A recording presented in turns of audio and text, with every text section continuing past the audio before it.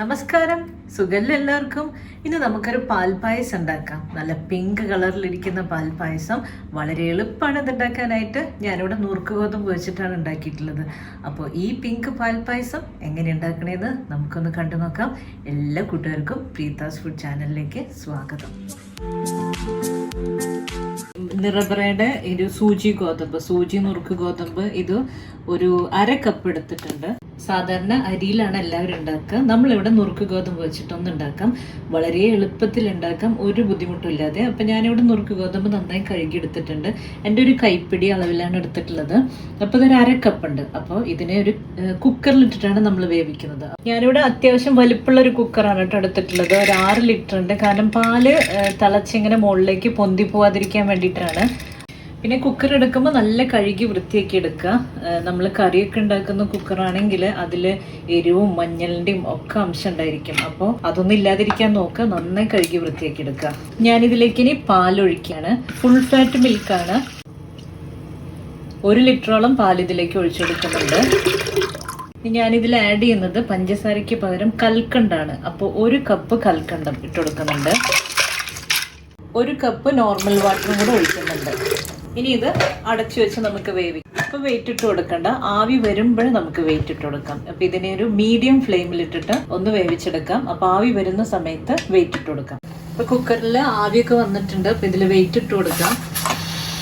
ഇനി മീഡിയം ഫ്ലെയിമിൽ തന്നെ 2 വിസിൽ വരട്ടെ. ആ 2 വിസിൽ വന്നതിന് ശേഷം നമുക്ക് വെരി ലോ ഫ്ലെയിമിലിട്ടിട്ട് ഒരു 1/2 മണിക്കൂർ വേവിച്ചെടുക്കാം. അത് കഴിഞ്ഞിട്ട് നോക്കാം. അപ്പൊ 1/2 മണിക്കൂർ വേവിച്ചതിന് ശേഷം നമുക്ക് ഫ്ലെയിം ഓഫ് ചെയ്തിട്ട് വീണ്ടും ഒരു 1/2 മണിക്കൂർ കഴിഞ്ഞിട്ട് ഇത് തുറന്നാൽ മതി. അപ്പൊ അതുവരെ വെയിറ്റ് ചെയ്യാം.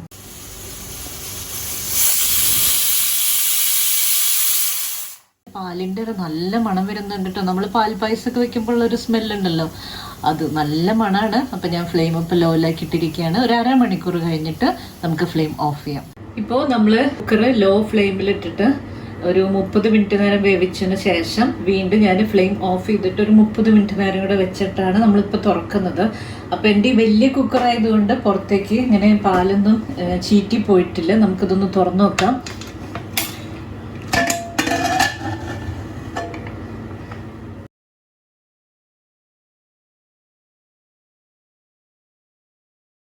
ഈ സൈഡിലേക്ക് തെറിച്ചിരിക്കുന്നൊന്നും പ്രശ്നമില്ല. നമ്മുടെ പായസം നല്ല പിങ്ക് കളറിൽ കിട്ടിയിട്ടുണ്ട്. ശരിക്കും അരിയിലുണ്ടാക്കുന്ന പായസം പോലെ തന്നെ. ഗോതമ്പ് നുറുക്കാന്ന് കണ്ടാൽ പറയില്ല. പിന്നെ മണമൊക്കെ ഉണ്ടല്ലോ, ശരിക്കും പാൽപ്പായസത്തിൻ്റെ മണം തന്നെ. നമ്മൾ വേറെ ഒന്നും ഇതിൽ ചേർത്തിട്ടില്ല. ഈ ഒരു 3 ഇൻഗ്രീഡിയൻസ് മാത്രമേ ചേർത്തിട്ടുള്ളൂ. ഇനി പഞ്ചസാരയ്ക്ക് പകരം ഞാൻ കൽക്കണ്ടാണ് ഉപയോഗിച്ചത്. അപ്പോൾ കൽക്കണ്ടത്തിന് പകരം പഞ്ചസാരയും ചേർക്കാവുന്നതാണ്. ഓരോരുത്തരുടെയും മധുരത്തിന് അളവനുസരിച്ച് ചേർക്കാം. ഇതിൽ വേണമെങ്കിൽ ഇനി ഇത്തിരി ഏലക്ക പൊടിച്ചതിടാം. ഏലക്ക പൊടിച്ചതിട്ടില്ലെങ്കിലും തന്നെ പായസത്തിന് നല്ല മണമുണ്ട്. എന്നാലും ഞാനൊരു നുള്ള് ഏലക്ക പൊടിച്ചതിടുന്നുണ്ട്. ഇതും കൽക്കണ്ടവും ചേർത്ത് പൊടിച്ചെടുത്തിട്ടുള്ളതാണ് കേട്ടോ. ഒരു നുള്ള് ഇടുന്നുണ്ട്. നമുക്കൊന്ന് മിക്സ് ചെയ്തെടുക്കാം. നമ്മുടെ പായസം ഇവിടെ തയ്യാറായിട്ടുണ്ട്. നല്ല പിങ്ക് കളറിലുള്ള പാൽപ്പായസം, അതും ഗോതമ്പ് നുറുക്ക് വെച്ചിട്ടുണ്ടാക്കിയത്.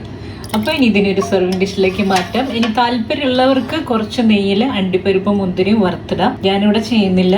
ഞാനിതിനൊരു സെർവിങ് ഡിഷിലേക്ക് മാറ്റുകയാണ്. അപ്പോൾ പായസം നമ്മളൊരു സെർവിങ് ഡിഷിലേക്ക് മാറ്റിയിട്ടുണ്ട്. ഗോതമ്പ് നുറുക്ക് വെച്ചുണ്ടാക്കിയിട്ടില്ല, നല്ല പിങ്ക് കളറിലുള്ള പാൽപ്പായസം, അതും കുക്കറിൽ വെച്ചുണ്ടാക്കിയതാണ്. ഒരു ബുദ്ധിമുട്ടുമില്ല, വളരെ എളുപ്പത്തിൽ ഉണ്ടാക്കാൻ പറ്റിയ പായസമാണ്.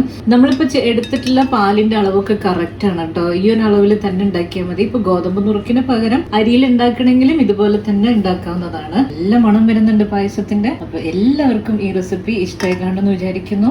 അടുത്തൊരു വീഡിയോയുമായി ഇനിയും കാണാം. നന്ദി, നമസ്കാരം.